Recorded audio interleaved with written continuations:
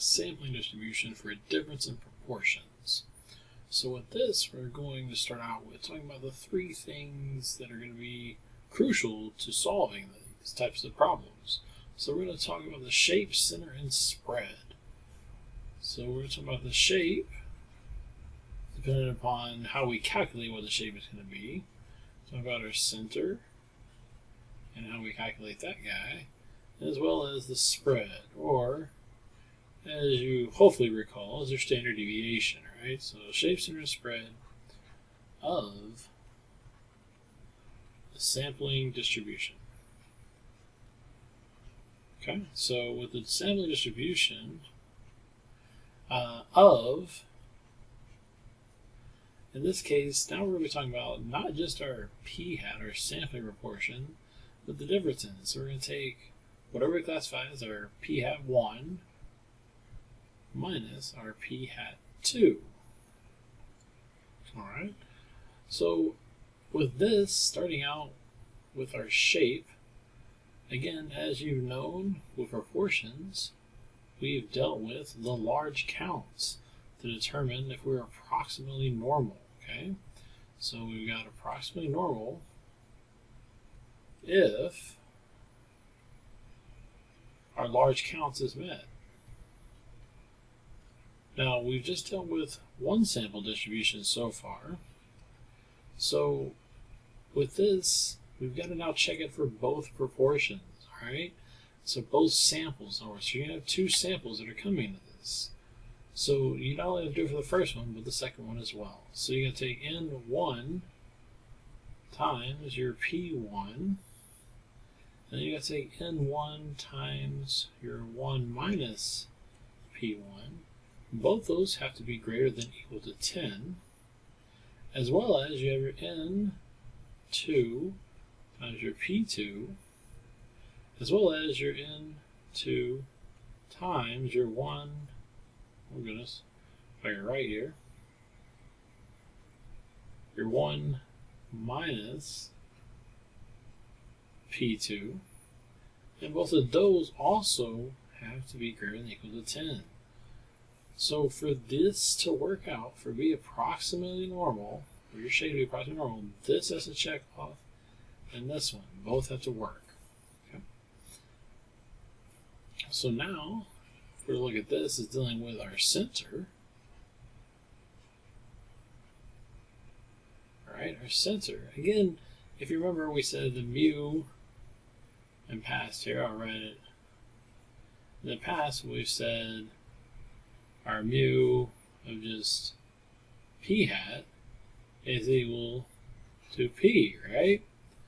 Well, that goes pretty much the same way here, except now we've got to talk about it being in a difference, okay?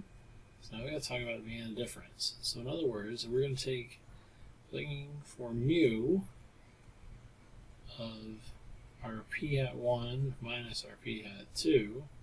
So the mean of our sample, right? We're going to take proportion 1 minus proportion 2. And the last thing we need to talk about, start out with this lesson, is dealing with the spread. Well, if I can spell here, erase that. With our spread, okay? So with our spread, we're going to be talking about our standard deviation. But now instead of just, we're talking about our one sample p hat, we're going to take our, talk about the standard deviation of the difference. So our p1 hat minus our p2 hat. And to calculate this, since we're dealing with proportions, we would take p times 1 minus p divided by n normally to find our standard deviation.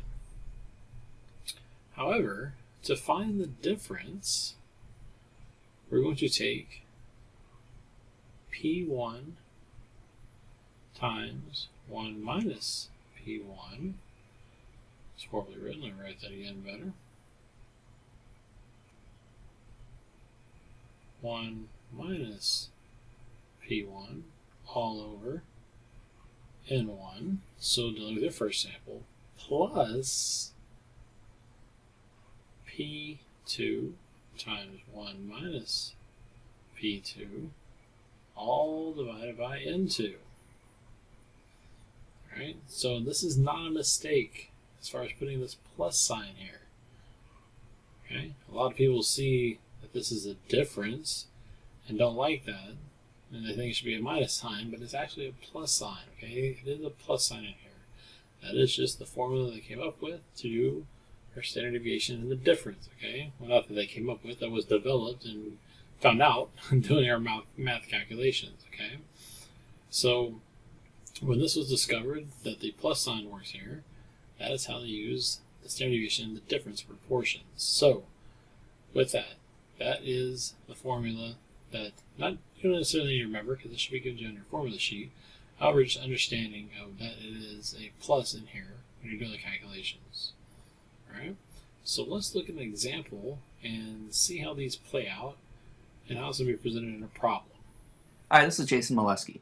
In this example, let's take a look at the sampling distribution of the difference of two sample proportions. Suppose your teacher brings 2 bags of colored goldfish crackers to class. In the first bag, suppose we have 25% red crackers, and the second bag has 35% red crackers.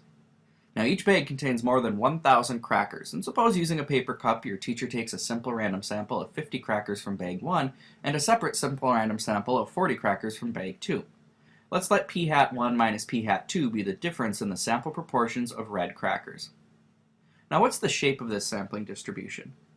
Well, because n1 p1 is equal to 12.5, n1 times 1 minus p1 is equal to 37.5, n2 p2, our sample size for the second bag, times the proportion of red crackers is 14, and n2 times 1 minus p2 equals 26, they're all at least 10, so we know that the sampling distribution will be approximately normal.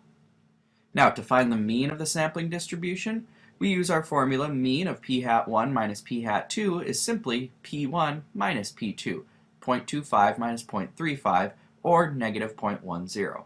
So the average difference in means if we were to take lots of different samples would be negative 0.1 if we were to subtract p hat 1 minus p hat 2. Now the standard deviation of the sampling distribution can be found using our standard deviation formula. Because there are at least 500 crackers in bag 1 and 400 crackers in bag 2, we can use the formula, plugging in what we know about bag 1 and bag 2, and find it to be 0.0971. So in the long run, while we'd expect the difference between the sample proportions to be negative 0.1, we'll expect it to vary 0.9 on average. Alright, so after watching that example, hopefully you saw how they came up with the shape, center, and spread based on the problem presented to them, in which case you're dealing with your large counts for your shape, dealing with your first proportion minus your second proportion for your center, and then your spread is done with that equation for your standard deviation and the difference.